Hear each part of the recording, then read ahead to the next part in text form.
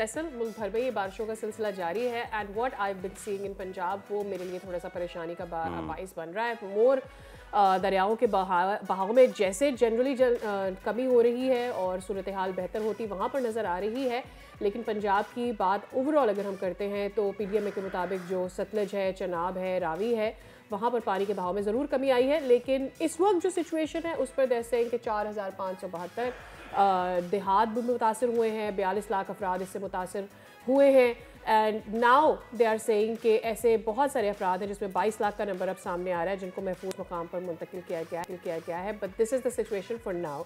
But what is happening around in Sindh में भी जो है बारिश बरसाने वाला सिस्टम दाखिल हो चुका है और इस पर मज़ीद भी बात कर लेते हैं। अरसलान शेख साहब हमारे साथ मौजूद हैं, मेयर सखर तर्जुमान सिंध हुकूमत। अस्सलाम वालेकुम अरसलान साहब, हम जो सुन रहे हैं सखर की सूरत हाल के हवाले से ज़रा आपसे भी जानना चाहेंगे। हमारे नुमाइंदे तो बता रहे हैं कि एक बड़ा सैलाबी रेला यहाँ से गुजर रहा है, आबादियों की सूरत हाल क्या रहेगी और फिर सिंध हुकूमत ऐसे में क्या इक़दाम करिए? जी बिस्मिल्लाहिर्रहमानिर्रहीम।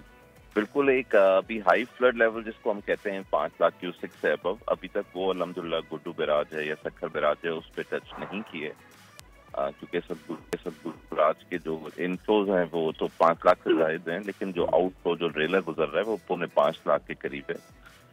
और जो हमारा एक्सपेक्टेड यानी टाइम फ्रेम होता है जहाँ पे चारों रिवर मिलते हैं जिसको पंजनत का पॉइंट आप कहते हैं, तो इस वक्त वहाँ पे थोड़ी पीक देखी जा रही है। वहाँ पे तकरीबन 6.5 लाख क्यूसेक पानी इस वक्त जो है वो फ्लो कर रहा है। तो जो हम एक्सपेक्ट कर रहे हैं कि 14 तारीख को गुड्डू बैराज पे ये पीक टेस्ट करेगा जिसमें हाई फ्लड होगा, और 15 तारीख को सखर बैराज में हाई फ्लड होगा। तो लेकिन इसके अंदर ये मैं आपको बताता चलूँ कि जो गुड्डू बैराज है उसकी कैपेसिटी जो है वो 12 लाख क्यूसेक है, और सखर बैराज की क्यूसेक 9,60,000 क्यूसेक कैपेसिटी है। तो इंशाल्लाह ताला अल्लाह ताला करम करेगा तो ये जो आप हाई फ्लड्स आ रहे हैं तो ये इन बैराजेस से खैरियत से फ्लो करेंगे। लेकिन हमारा की कंसर्न जो है वो ये है कि जो एम्बैंकमेंट्स हैं या जो आपके बंद हैं, दो किस्म के एरियाज हैं जिसमें थोड़ी लोगों को कंफ्यूजन भी होती है।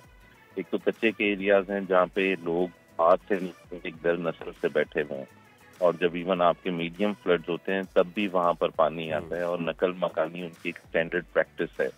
इवन जो उनकी क्रॉप्स होती हैं वो वही क्रॉप्स हैं जो फ्लड सपोर्टेड वाटर के उस पे मैकेनिज्म पे उन्होंने कल्टीवेट की भी होती हैं, यानी वो फसलें जो सैलाब के पानी से मुतासिर नहीं होती हैं। ठीक, तो अरसलान साहब हम ये एक्सपेक्ट करें कि इकोनॉमिकली सिंध को उतना नुकसान नहीं होगा, that's what we are looking at. आपकी बात से शायद मुझे यही लगे। जी जी इंशाल्लाह। बस लेकिन जो की कंसर्न है वो ये है कि जो वल्नरेबल पॉइंट्स हैं जिनको आप बंद के कहते हैं या एम्बैंकमेंट्स कहती हैं, कि अल्लाह ना करे कि वहाँ पे कोई ओवरफ्लो ना हो जाए या कोई टूट ना जाए, तो उसके ऊपर हमारे इस वक्त सबसे ज्यादा फोकस है। और जिस तरह पुलिस की लैंग्वेज में आप चौकी कहते हैं तो इरिगेशन की लैंग्वेज में लांडीज कहते हैं। ये 802 माइल्स के ऊपर जो कैनाल्स बने हुए हैं, हर 1 माइल के ऊपर 4 लांडीज 32 लोग डिप्यूट किए गए जो इनकी सुपरविजन कर रहे हैं। और अल्लाह ना करे कोई फर्दर कोई इस तरह की सिचुएशन डेवलप होती है तो टोटल 10 लाख क्यूसेक के ऊपर 1.6 मिलियन पॉपुलेशन हम एक्सपेक्ट कर रहे हैं जिसको इफेक्ट हो सकती है।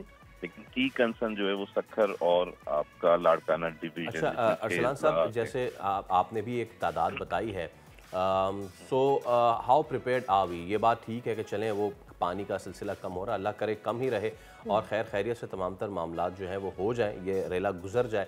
लेकिन हमें तैयार तो रहना पड़ रहा है ना, ख़ास तौर पे उस वक्त जब सिंध देख चुका है कि पंजाब में क्या कुछ हो चुका है। तो हमारी रेडीनेस क्या है, प्रिपेयर्डनेस क्या है, उस हवाले से ज़रा बताइए। देखें, प्रिपेयर्डनेस के लिए मेन चीज़ जो है वो आपकी प्रॉपर कोऑर्डिनेशन, टाइमली एक्शन।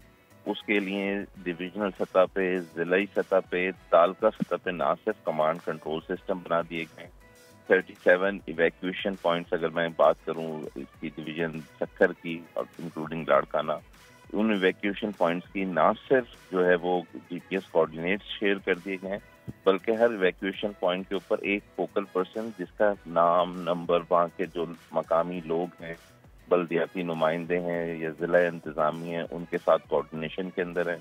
202 से ज़ायद बोट्स इस वक्त ऑन बोर्ड हैं कि अल्लाह ना करें कोई ऐसी चीज़ फर्दर डेवलप होती है, लोगों के साथ साथ डेडिकेटेड जो बड़ी बोट्स होती हैं जिनको आप प्राइवेट बोट्स कहते हैं जिनमें जानवरों की नकल मकानी होती है, विषयों का भी ख्याल, और उसके साथ जो वहाँ पे रिलीफ कैंप्स हैं उनका कोऑर्डिनेशन मैकेनिज्म ना सिर्फ बनाया गया है बल्कि उन रिलीफ कैंप्स के साथ मेडिकल कैंप और जो जिनको आप एनिमल हस्बेंड्री या लाइफ स्टॉक कह सकते हैं, जिसमें जानवरों के इदवार हैं या जो डॉक्टर्स हैं, जो लोगों के लिए डॉक्टर्स हैं या बच्चियों के लिए खवातीन के किट्स हैं, मलेरिया की मेडिसिन हैं बच्चों के लिए, और अक्सर देखा जाता है सांपों का इशू आता है, एंटीवेनम वैक्सीन हैं, बल्कि हम चाहेंगे टीवी के थ्रू के दिखाएं कि जो 1122 के मेडिकल यूनिट्स हैं, यानी कि जो मूविंग मेडिकल यूनिट्स हैं, वो फुली इक्विप्ड हैं, ताकि उनमें वेंटिलेटर्स फैसिलिटीज भी अवेलेबल हैं।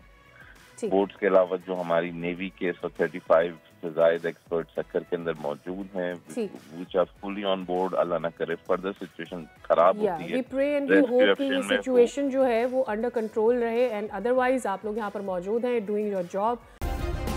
सब्सक्राइब करें और बेल दबाएं ताकि कोई खबर रह न जाए।